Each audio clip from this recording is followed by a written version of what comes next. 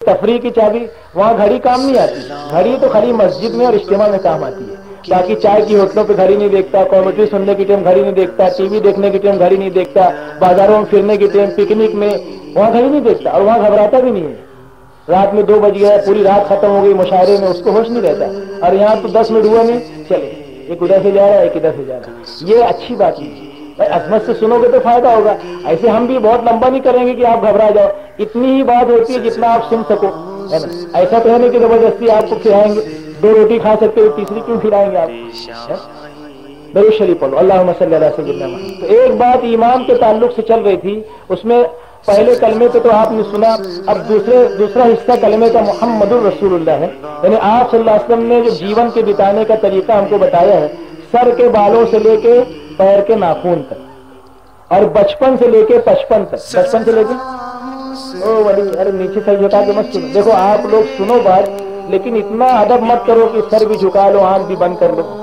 ہم ناراض نہیں ہوں گے کہ دھلیا ضلع والوں نے، سونگیر والوں نے ہمارا ادب نہیں کیا، آنکھ بند کر کے سر جھکا کے نہیں سنے، اس لیے نہیں سنے. ہم کوئی شکایت نہیں کریں گے، ادب سے سننا، لیکن اتنا ادب مت کرو آنکھ بھی بند کر لو اور سر بھی جھکا لو. بھائی شکر ڈالنا ہے چائے میں، لیکن اتنی شکر مت ڈالو کہ پینے کے لائق نہ رہ جائے. اور یہ جو پاؤں پکڑ کے بیٹھے ہیں، تو انشاءاللہ آپ کا پیر چوری نہیں ہوگا، چھوڑ دو. کیوں پیر چوری ہوتا ہے کہ سنگیر میں یہ پیر پکڑ کے بیٹھے، اگر چوری ہوتا تو بالکل باندھ کے بیٹھو اس کو، ہے نا. اس لیے آپ فکر مت کرو، آپ کا پیر چوری نہیں ہوگا، آپ پیر چھوڑ کے بیٹھے. ذرا چوکٹ بیٹھو، ہوشیار. یہ کیا، یہ تو بہت ہم خوش نصیب لوگ ہیں. مریل چہرے کی طرح مت بیٹھو مرجھائے، خوش رہو، خوشی سے سنو اللہ کی بات. ہاں کہیں نہ کہیں وقت گزر جاتا ہے، یہ اب گزر رہا ہے لوگوں کا. یہ تو اللہ کی توفیق ہے، نہ کالی کو دیکھے نہ گوری کو دیکھے، پیا جس کو چاہے سہاگن وہی ہے. تو اس کی توفیق ہے اپنی بات سننے کے لیے کہاں سے نکال کے بھیج دیا. اپنی سعادت سمجھو، یہ کیا سمجھو، خوش نصیبی سمجھو. ہاں ذرا مسکراؤ، یہ کیا مرجھائے چہرے کے ساتھ بیٹھے ہو، خوش ہو جاؤ، الحمدللہ کہو الحمدللہ. ہاں اب تو نہیں بھاگو گے نا اٹھ کے.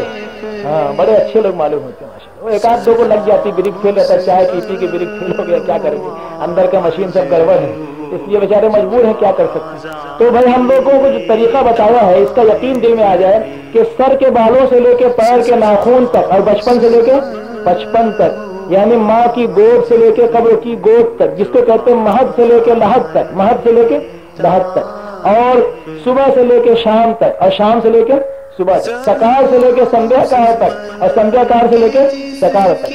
اور غمی میں اور خوشی میں، شادی میں اور میت میں، غمی میں اور خوشی میں، شادی میں اور میت میں، شب میں اور روز میں، یعنی دن میں اور رات میں، خلوت میں اور جلوت میں، یعنی تنہائی میں اور مجمع میں، سفر میں اور حضر میں، سفر میں اور اپنے مقام پر، تنگی میں اور فراخی میں، غریبی میں اور مالداری میں، تندرستی میں اور بیماری میں، گرمی میں اور سردی میں، مندے میں اور سیزن میں، ہر حال میں جینے کا طریقہ اللہ کے نبی صلی اللہ علیہ وسلم نے ہم کو بتایا. ہر حال میں جینے کا طریقہ ہم کو بتایا. اس طریقے پر چلنے ہی میں 100% ہماری سکسیس ہے، انتی ہے، کامیابی ہے، اللہ کی رضا ہے. تو آپ والے طریقے پہ چلنے ہی میں کامیابی. اس کے علاوہ جتنے مارگ ہیں، جتنے وے ہیں، جتنے راستے ہیں، جتنے پاتھ ہیں، یہ سب غلط راستے کی طرف لے جائیں گے. ایک فورن کی جماعت آئی تھی، اس نے کہا کہ بھئی دیکھو، جنت میں جانے کا، سورگ میں جانے کا، پیراڈائز میں جانے کا ایک ہی راستہ ہے. کتنا راستہ؟ ایک ہی راستہ، وہ ہے حضرت محمد صلی اللہ علیہ وسلم والا راستہ. There is no other way except the way of Prophet محمد صلی اللہ علیہ وسلم. کوئی راستہ نہیں ہے سوائے حضور پاک صلی اللہ علیہ وسلم والے راستے، جس پر چل کر ہم جنت تک جائیں گے. سرل یہ مارگ جنت تک جاتا ہے. کہاں تک جاتا ہے؟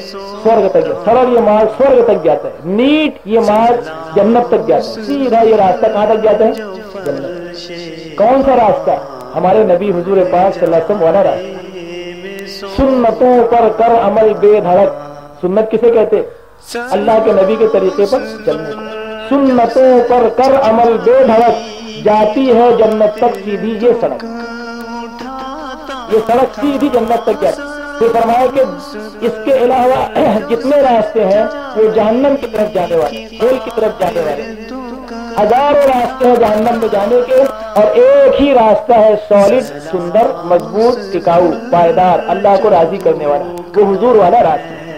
آپ والا، جو آپ والے طریقے پہ چلے گا وہ کامیاب ہوگا.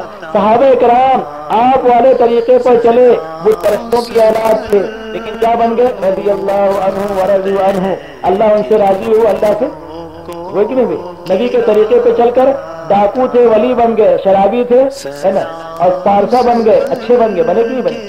وہ جو نفے خود راہ پر دنیا کے رہبر بن گئے، جو نفے خود راہ پر دنیا کے رہبر بن گئے، وہ کیا نظر تھی جس نے مردوں کو مسیحا کر دیا، مردوں کو صحیح راستے پہ چل کر حیات جاویدانی پا گئے۔ ہم زندہ جاوید کا ماتم نہیں کرتے، ماتم وہ کریں جو قائل ہیں ماتم کے۔ سیدنا حسن رضی اللہ تعالیٰ عنہ، سیدنا حسین رضی اللہ تعالیٰ عنہما اور صحابہ کرام نے شہادت کا جام نوش کر کے اپنی جنت بنا لی، اللہ کو راضی کر لیا، وہ تو پہنچ گیا اپنی کامیابی کے مقام پر، اب اپنے اوپر ماتم کرنے کی بات ہے؟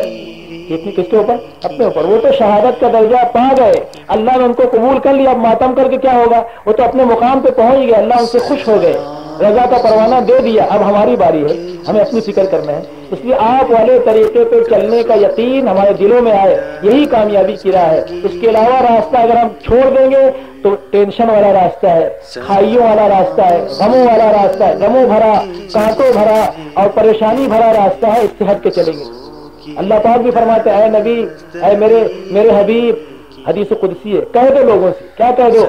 کہ مجھ تک پہنچنے کا، یعنی خدا تک پہنچنے کا ایک ہی راستہ ہے، جو آپ والے راستے سے چل کے آئے گا مجھ تک پہنچے گا، جو آپ والے راستے چل کے آئے گا۔ اس کے علاوہ چاہے مریخ پہ چلا جائے، اچھا چاند پہ چلا جائے، خدا تک نہیں پہنچ سکتا۔ اس لیے دوستو، آپ والے طریقے میں کامیابی کا یقین اور غیروں کے طریقے میں ناکامی کا یقین، چاہے وہ کتنے ہی اچھے لگتے ہوں۔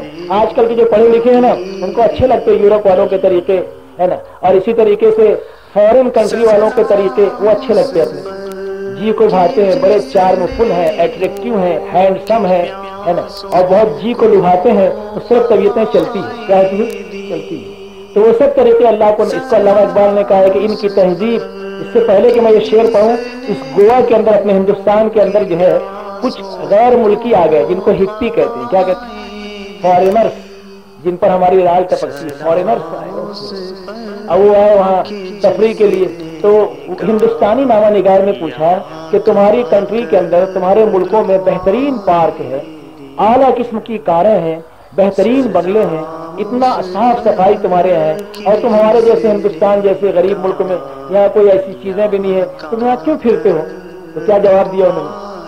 کہا کہ ہم لوگ یورپین اسٹائل سے اور مغربی طرز زندگی سے عاجز آ چکے ہیں، بور ہو چکے ہیں، کیا ہو چکے ہیں؟ ہم کو سکھ نہیں، چین نہیں، راحت نہیں، شانتی نہیں، پیس آف مائنڈ اور پیس آف ہارٹ نہیں، اس لیے ہم جو ہے وہ نشہ آور چیزیں استعمال کرتے ہیں، پھرتے ہیں سکون کی تلاش میں، کہیں ہم کو سکون مل جائے۔ یہ ان کا جواب ہے، انہیں خود عاجز ہیں۔ اسی پر علامہ اقبال نے کہا کہ ان کی تہذیب خود ان کے ہاتھوں خودکشی کرے گی، ان کی تہذیب خود ان کے ہاتھوں خودکشی کرے گی، جو شاخ نازک پہ آشیانہ بنے گا ناپائیدار ہوگا، جو شاخ نازک پہ آشیانہ بنے گا ناپائیدار ہوگا، ٹوٹے گا۔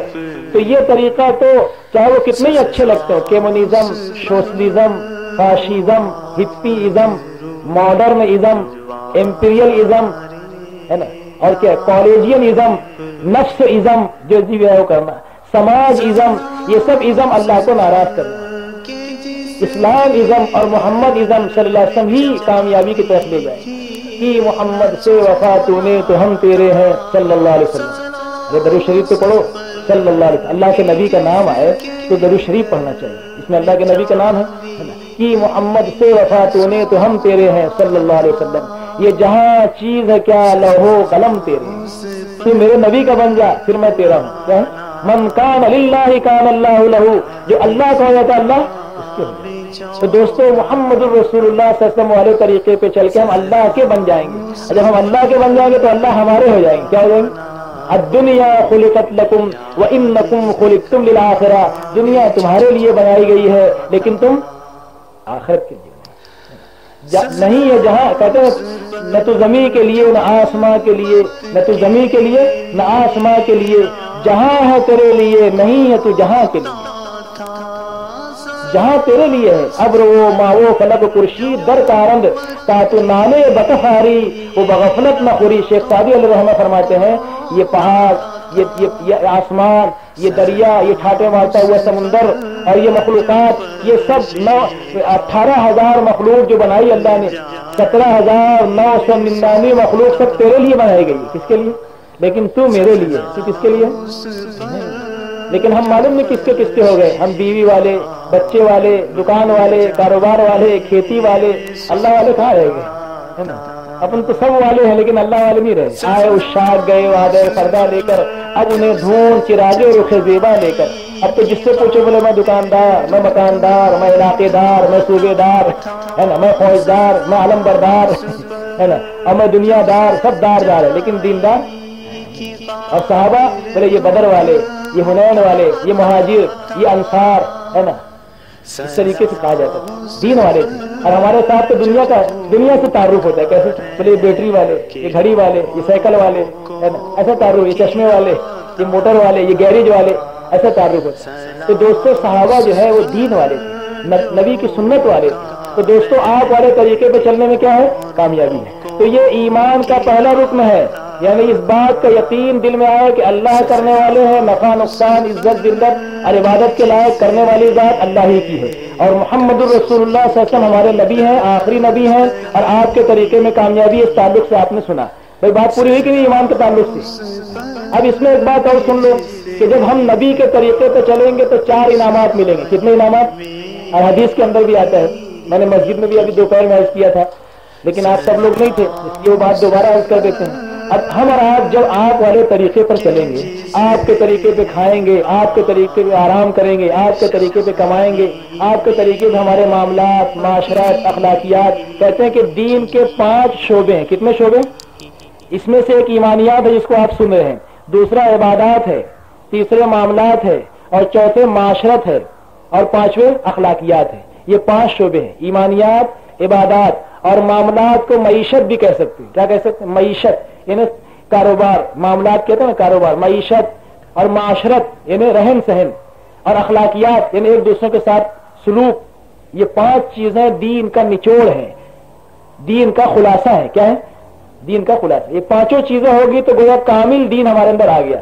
تو پوری کامیابی پورے دین پر چلنے میں ہے. لیکن پورا دین کب آئے گا زندگی میں، اور پورا دین کیا ہے وہ بعد میں بتائیں گے. میں وہ بتانا چاہتا تھا کہ بنیادی صفات پہلے آ جائیں.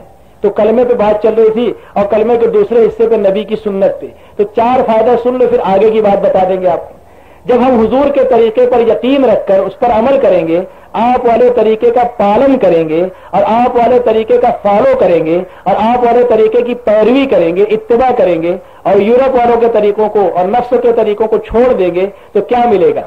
اور ایک بات اور سن لو، موسیٰ علیہ السلام کے طریقے پر بھی چل کے کامیاب نہیں ہو سکتے آج کے دور میں. اگر صحیح توریت کا نسخہ مل جائے اور آپ کو یہ اوریجنل توریت مل گئی ہے اور اس پر بھی عمل کر لو تو کامیاب نہیں ہوگی. اور اگر عیسیٰ علیہ السلام کا طریقہ بھی آپ کو صحیح انجیل مل جائے، حالانکہ ملے گی نہیں دنیا میں کہیں، اور مل بھی جائے اگر، تو اس پر عمل کر کے بھی آج کا انسان کامیاب نہیں ہو سکتا. کیوں؟ کہ اللہ تعالیٰ نے تمام آسمانی کتابوں کو قرآن نازل کر کے منسوخ کر دیا، ریجیکٹ کر دیا. اس پر ایمان لانا ضروری ہے لیکن عمل قرآن پاک پر ہوگا. سمجھ میں آ رہی بات؟ تو بتاؤ جب موسیٰ علیہ السلام کے طریقے پہ چل کے، عیسیٰ علیہ السلام کے طریقے پہ چل کے، داؤد علیہ السلام کے طریقے پہ چل کے ہم کامیاب نہیں ہو سکتے، تو یہ یورپ والوں کے اور غیروں کے طریقے پہ چل کے کیسے کامیاب ہو جائیں گے؟ اس لیے دوستو اللہ کے نبی کے طریقے پہ، جیسے میں نے شروع میں کہا کہ الصلاۃ والسلام علی ناسخ الشرائع والادیان، صلاۃ و سلام ہو کس پر؟ اس نبی پر جس نے سارے ادیان کو منسوخ کر دیا اور ساری کتابوں کو منسوخ کر دیا. اب قرآن قابل عمل ہے اور آپ والا لایا ہوا دین اسلام قابل عمل ہے. باقی سارے طریقے حق ہیں، سچ ہیں، اس پر ایمان لانا ضروری ہے. سارے نبی سچے، ساری آسمانی کتابیں سچی، لیکن ایمان عمل قرآن پاک پر ہوگا. عمل کس پر ہوگا؟ ہم کسی کا انکار نہیں کرتے، ہے نا. ہم جو ہے دین کو اعتدال کے ساتھ ہم عیسیٰ علیہ السلام کو بھی مانتے ہیں، انجیل کو بھی حق جانتے ہیں، توریت کو بھی حق جانتے ہیں، اور آگے کے ارکان میں یہ باتیں آئے گی جو میں عرض کرنا چاہتا ہوں. لیکن عمل کس پر ہوگا؟ قرآن پر اور نبی کی سنت پر. تو سنت پر عمل کرنے کے 4 فائدے سن لو، اور اپنے گھروں میں بیوی بچوں کو بھی جا کے بتانا، اپنے دوستوں کو بھی بتانا.